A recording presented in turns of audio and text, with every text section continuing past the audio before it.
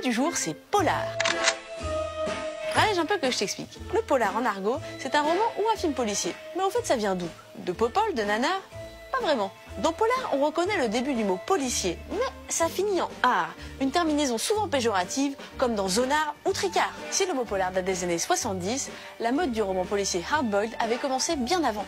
À la sortie de la guerre en 1945, Marcel Duhamel découvre les romans noirs américains et il crée la collection Série Noire chez Gallimard. Au menu, de l'action, de l'angoisse, de la violence et bien sûr des détectives à l'hygiène de vie un petit peu limite. Cigarette et whisky, les petits bébés, si c'est ta vie, t'as raison de les aimer.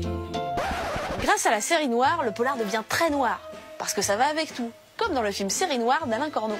Connard! Pauvre connard! Mais hors des frontières de France, il est de quelle couleur le polar?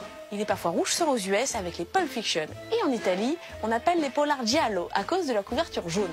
Mais n'oubliez pas, de n'importe quel pays, de n'importe quelle couleur, le polar est un cri qui vient de l'intérieur. Attention! Touchez-vous!